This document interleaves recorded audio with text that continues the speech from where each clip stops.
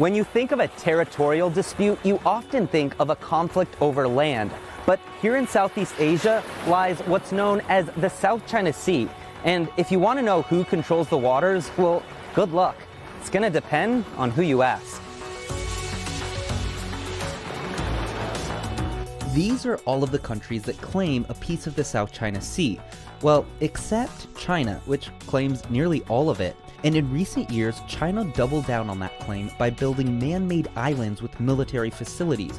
In 2017 alone, these construction projects covered 72 acres. These new islands have made surrounding nations and even the United States pretty nervous. So what is it about this small body of water that makes it so desirable? For one, it's a massive shipping passage with $5.3 trillion worth of trade cruising through its waters every year. That's nearly 1/3 of all global maritime trade. Second is, well, what's below the surface? Lots and lots of oil and natural gas. How much exactly? The US estimates there's 11 billion barrels of oil and 190 trillion cubic feet of natural gas in the South China Sea, while one Chinese government-owned oil company actually put the figure closer to 125 billion barrels of oil and 500 trillion cubic feet of natural gas in undiscovered areas. And when you think China consumes about 4.5 billion barrels of oil annually, well, that could potentially mean several decades worth of energy.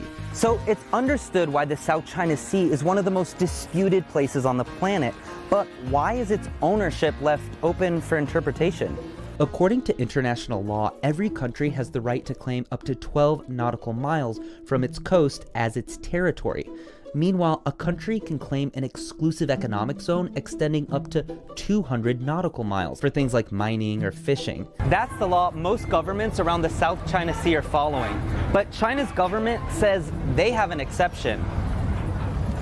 The 9-dash line.